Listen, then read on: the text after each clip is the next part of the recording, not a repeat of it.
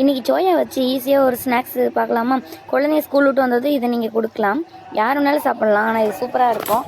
அதுக்கு முதல்ல அடுப்பு ஆன் பண்ணிக்கோங்க. அடுப்பு ஆன் பண்ணிட்டு ஒரு பாத்திரத்தில் தண்ணி ஊற்றி தண்ணி சூடாக விட்டுருங்க.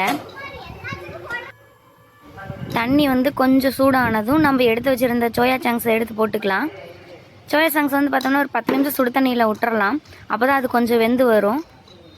அது பார்த்தோம்னா நுர மாதிரி ஃபார்ம் ஆகி வரும். அப்போ அது கொஞ்சம் வெந்துருச்சுன்னு அர்த்தம். அதனால் அது கொஞ்சம் வெந்ததுக்கப்புறம் நம்ம இறக்கி சுடு தண்ணியிலே அப்படியே வலிச்சிக்கலாம். அதுக்கப்புறம் கொஞ்சம் நார்மல் தண்ணி ஊற்றி அதை கழுவி அந்த தண்ணியெலாம் நல்லா ப்ரெஸ் பண்ணி புழிஞ்சு எடுத்துருங்க. அது புழிஞ்சு சைடில் எடுத்து வச்சுக்கலாம். இப்போ இன்னொரு பக்கம் ஒரு பவுல் எடுத்து அந்த பவுலில் நம்ம புழிஞ்சு வச்சுருந்த அந்த சோயா சங்க்ஸ் கொட்டிக்கலாம்.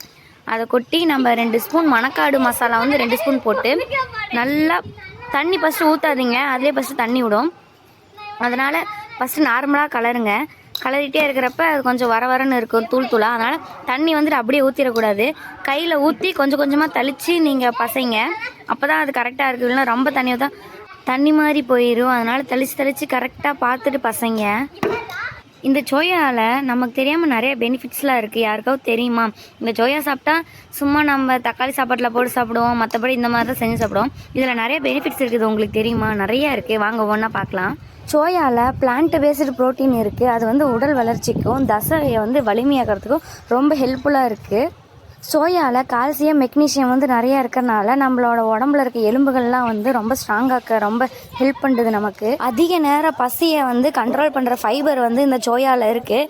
அதனால் வெயிட் லாஸ்க்கு இது ரொம்ப ஹெல்ப்ஃபுல்லாக இருக்குது. சோயா கெட்ட கொலஸ்ட்ராலை குறைச்சி நல்ல கொலஸ்ட்ரால் HDL அதிகப்படுத்தும். இந்த சோயாவில் புரோட்டீனு, விட்டமின் B, அதுக்கப்புறம் அயன் இதெல்லாம் இருக்கனால நம்மளோட ஸ்கின் பிரைட்டன் ஆகவும் முடி ரொம்ப ஸ்ட்ராங்காகவும் இருக்குது. இது ரொம்ப ஹெல்ப்ஃபுல்லாக. செஞ்சு வச்ச சோயா 10 நிமிஷம் ஊற வச்சுக்கலாம். அப்போ தான் அதில் இருக்க மசாலாலாம் அதில் இறங்கும். 10 நிமிஷம் கழித்து எடுத்து பாருங்கள். இப்படியெல்லாம் மசாலாலாம் அதில் இறங்கியிருக்கும். இப்போ ஒரு பாத்திரத்தில் எண்ணெய் ஊற்றி எண்ணெய் சூடானதும் பார்த்தோம்னா அதை போட்டு நம்ம பொரிச்சிக்கலாம். பொரிக்கிறப்ப பாருங்களேன் எப்படி பொரியுது. இந்த சோயா சின்ன பண்ணாக தான் இருக்கும். ஆனால் அதில் பெனிஃபிட்ஸ் பார்த்திங்கன்னா நிறையவே இருக்குது. ஆனால் இந்த சோயாவில் பார்த்தோம்னா பெனிஃபிட்ஸ் அதிகமாக இருக்குதுன்னு சொல்லிட்டு அதிகமாக சாப்பிடக்கூடாது. நார்மலாக தான் சாப்பிட்ணும் எப்பயும் போல். இதை அப்பப்போ இந்த கரண்டி போட்டு நல்லா கிளறி விடுங்க. ஒன்றா அப்படி தான் வரும். இல்லைன்னா அது அப்படியே ஒட்டிகிட்டு இருக்கும். எனக்கு அப்படியே ஒட்டிகிட்டு இருந்துச்சு. நான் அந்த இதை போட்டு கலர்னனால எனக்கு அப்படியே தனித்தனியாக வருது. வெந்ததும் பிளேட்டில் சர்வ் பண்ணி குழந்தைங்களுக்கு ஆற வச்சு கொடுங்க. சூப்பராக இருக்குன்னு தான் சொல்லுவாங்க. நீங்கள் எப்படி இருக்குதுன்னு செஞ்சு பார்த்துட்டு கமெண்டில் சொல்லுங்கள். நீங்கள் மணக்காட்டு மசாலாவுக்கு பதிலாக கூட நீங்கள் வீட்லேயே ரெடி பண்ணுற வேறு மசாலா கூட நீங்கள் ஆட் பண்ணிக்கலாம். மிளகாத்தூள், உப்பு அதெல்லாம் போட்டு ஆட் பண்ணிக்கலாம். ஆனால் மணக்காடு மசாலா டேஸ்ட் பார்த்தோம்னா சூப்பராக இருக்கும். நீங்களே இதை ட்ரை பண்ணிட்டு எப்படி இருக்குன்னு கமெண்டில் சொல்லுங்கள்.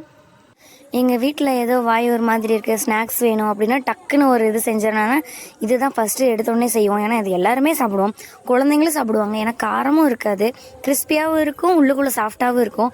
ஸோ இதுதான் டக்குன்னு செய்கிற ஈஸியான ஒரு 5 நிமிஷம் வேலையிலே இது ஈஸியாக செஞ்சிடலாம். உங்களுக்கே தெரியும். அதனால் ஃபஸ்ட்டு செய்கிற ரெசிபியே இது ஒன்று தான். நீங்கள் உங்கள் குழந்தைங்களுக்கு குயிக்காக 10 நிமிஷத்தில் என்னென்ன ஸ்நாக்ஸ் செஞ்சு கொடுப்பீங்கிறத கமெண்டில் சொல்லுங்கள் மறக்காமல். அவ்வளோதாங்க, நம்மளோட சோயா ஃப்ரை ரெடிங்க. இந்த வீடியோ பிடிச்சிருந்தால் லைக் பண்ணுங்கள், ஷேர் பண்ணுங்கள், சப்ஸ்கிரைப் பண்ணுங்கள். உங்கள் ஃப்ரெண்ட்ஸ் அண்ட் ஃபேமிலிக்கு ஷேர் பண்ணிட்டு இந்த மாதிரி ஸ்நாக்ஸ் செஞ்சு கொடுன்னு சொல்லுங்கள். சூப்பராக இருக்கும். அடுத்த வீடியோவில் இதே மாதிரி நல்ல கண்டென்ட்டோட வரேன். பாய்.